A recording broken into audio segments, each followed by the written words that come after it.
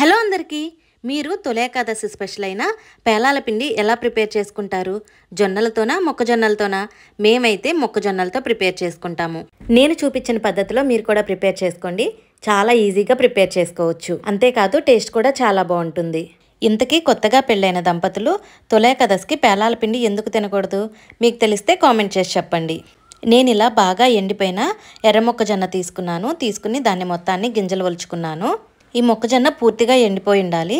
ఒక్క వరుస తీసామంటే ఈజీగా మొత్తం వచ్చేస్తుంది. ఈ విధంగా ఒలుచుకుని దానిలో ఉన్న డస్ట్ మొత్తం చెరుక్కుని పక్కన పెట్టుకోండి. ఇప్పుడు స్టవ్ మీద ఒక కుక్కర్ గిన్నె పెట్టుకుని 2 టేబుల్ స్పూన్ల నెయ్యి వేసుకుని మనం ఒలిసి పక్కన పెట్టుకున్న మొక్కజొన్న గింజలు మొత్తం వేసుకుని నెయ్యిలో మొత్తం కలిసేంత వరకు నేతిలోనే వేయించుకోవాలి. చూసారు కదా, ఈ విధంగా కొంచెం కొంచెం పాప్కార్న్ వస్తూ ఉన్నప్పుడు పైన కుక్కర్ మూత పెట్టుకోండి.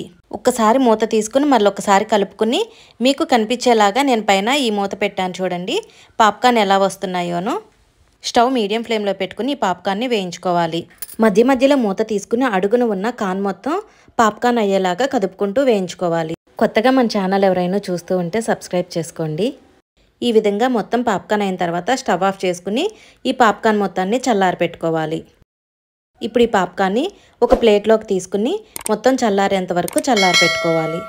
లాస్ట్లో కొన్ని మొక్కజొన్న గింజలు పాప్కార్న్ అవ్వకోకుండా ఉన్నాయి చూడండి.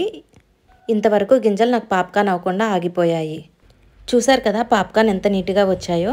ఇప్పుడు వీటిని చల్లారి పెట్టుకుని వీటి మొత్తాన్ని ఒక మిక్సీ జార్ తీసుకుని మిక్సీ జార్లో వేసుకోవాలి. వీటితో పాటు 2 యాలకులు, 2 టేబుల్ స్పూన్ పుట్నాల పప్పు, అదే వేయించిన శనగపప్పు అండి. వాటితో పాటు 2 టేబుల్ స్పూన్ల ఎండు కొబ్బరి, ఒక పావు ముక్క. ఈ మొత్తాన్ని మెత్తగా గ్రైండ్ చేసుకోవాలి. ఈ విధంగా గ్రైండ్ చేసుకుని ఒక బౌల్లోకి తీసుకోండి. దీనిలోకి నేను 100 గ్రాముల బెల్లం తరిగి వేసుకుంటున్నాను. ఈ పేలాల పిండికి బెల్లం మొత్తం కలిసేంత వరకు కలుపుకోవాలి. ఈ విధంగా మొత్తం కలుపుకున్న తర్వాత దీనిని మరలా మిక్సీ జార్లో వేసుకుని ఒక పల్స్ ఇచ్చుకుంటే సరిపోతుంది. అప్పుడు బెల్లము పేలాల పిండి పూర్తిగా కలిసిపోతాయి. టేస్ట్ కూడా చాలా బాగుంటుంది. ఈ విధంగా గ్రైండ్ చేసుకుని బౌల్లోకి తీసుకోవటమే. అంతేనండి, చాలా ఈజీగా ప్రిపేర్ చేసుకోవచ్చు.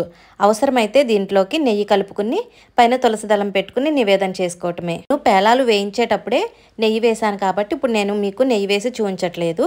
నివేదన చేసుకునేటప్పుడు పైన నెయ్యి వేసుకుని నివేదన చేసుకుంటే చాలా మంచిది. అంతేనండి. Thank you for watching. Please like చేసి సబ్స్క్రైబ్ చేసుకోండి. Thank you.